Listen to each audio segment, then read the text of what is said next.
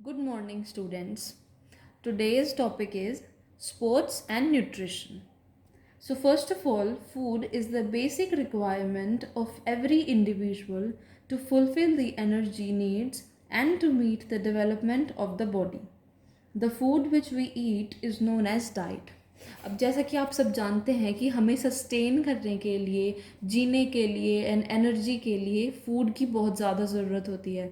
So food किसी भी तरीके का आपका जो भी आप खाते हैं या जिससे भी आपका एनर्जी इनटेक होता है उसके लिए हमें ज़रूरी होता है कि उसमें प्रॉपर न्यूट्रिएंट्स हो जिससे हमारी हेल्थ का भी ख्याल रहे और हमारी एनर्जी भी सस्टेन होती रहे.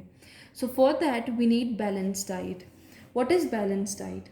Balanced diet is that diet which contains all nutrients, macronutrients and micronutrients.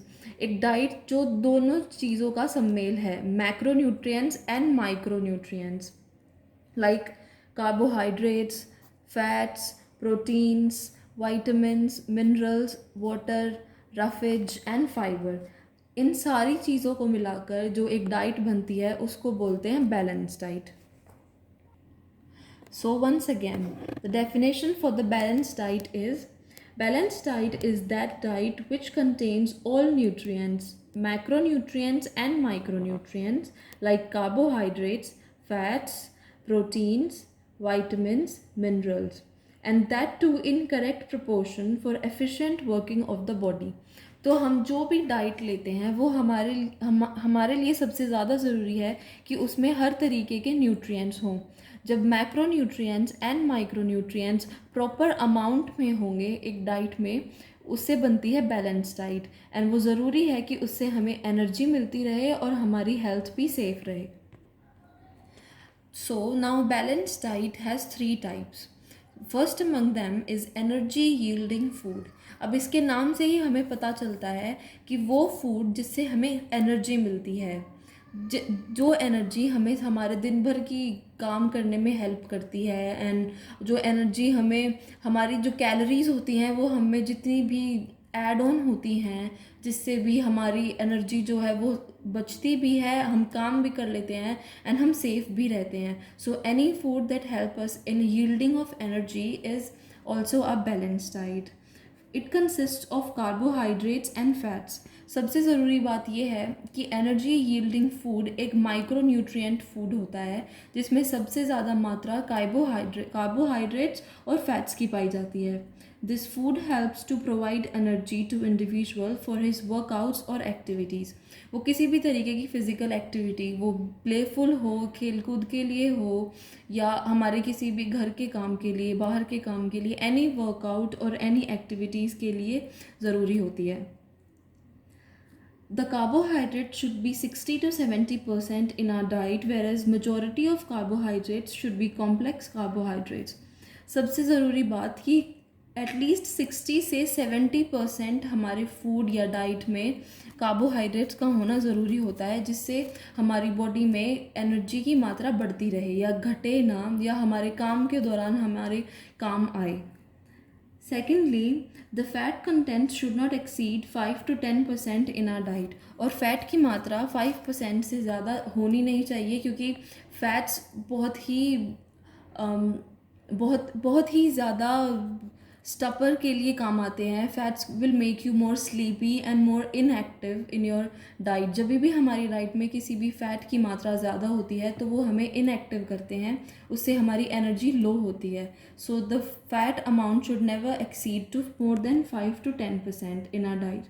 Carbohydrates are easy and good source of energy, whereas fats are difficult to digest and hence difficult to get energy. Carbohydrates को digest करने में हमारी body ज़्यादा time नहीं लेती है, उससे ज़्यादा हमारी मशीन पे इतना ज़्यादा फोर्स नहीं पड़ता है जितना डाइजेस्टिव सिस्टम पर फोर्स पड़ता है फैट्स को डाइजेस्ट करने में. ये भी एक रीज़न है कि हमारी डाइट में कार्बोहाइड्रेट्स की मात्रा ज़्यादा होनी चाहिए एंड फैट्स की मात्रा कम होनी चाहिए. Thus, fats should be less in our diet. Moreover, they cause the chances of overweight, obesity and heart diseases. अब फैट्स की एक ये डिसएडवांटेज भी होता है कि फ़ैट्स की मात्रा ज़्यादा होने से हमारी बॉडी में ओवरवेट हो सकता है, हार्ट डिजीज़ हो सकती हैं एंड ओबेसिटी की भी होने का भी खतरा रहता है. Second type of balance diet is body building food. अब बॉडी बिल्डिंग फूड को भी हम नाम से ही पता हमें चलता है कि ये हमारी बॉडी बिल्डिंग में हेल्प करती है। अब बॉडी बिल्डिंग से हमारा मतलब है कि हमारी फिज़िकल ग्रोथ एक प्रॉपर रेट से होनी चाहिए कि इस एज से इस एज ग्रुप तक हमारी जो बॉडी ग्रोथ है वो इतनी ज़्यादा हो जानी चाहिए, हाइट इतनी होनी चाहिए एंड वेट इतना होना चाहिए, जिससे हमारी बॉडी में एक बैलेंस बनता है। सो बैलेंस डाइट इस चीज़ में हेल्प करती है। एंड बॉडी बिल्डिंग फूड में सबसे ज़्यादा मात्रा होती है प्रोटीन्स की। अब प्रोटीन्स जो हैं it helps in repairing and replacing our worn out tissues. हमारी बॉडी जो दिन भर का काम करती है, जो दिन भर का प्रेशर जो झेलती है, उससे हमारे टिश्यूज़ जो हैं उनमें इंजरीज़ हो जाती हैं एंड उनका रिप्लेस होना या उनमें हीलिंग होना बहुत ज़रूरी होता है ताकि हम अगले दिन का काम, हमारी अगले दिन की दिनचर्या ख़राब ना हो। सो फॉर दैट हमारी डाइट में प्रोटीन्स का होना बहुत ज़रूरी है। किसी भी तरीके की बॉडी बिल्डिंग फूड डाइट में प्रोटीन्स का होना बहुत ज़्यादा ज़रूरी है। It provides faster recovery from injury. किसी भी तरीके की इंजरी से फास्टर रिकवरी होती है। Protein should be 15 to 20% in are diet. हमारी डाइट में एटलीस्ट 15 से 20% तक प्रोटीन्स का होना बहुत ज़रूरी है क्योंकि उससे बॉडी बिल्डिंग होती है।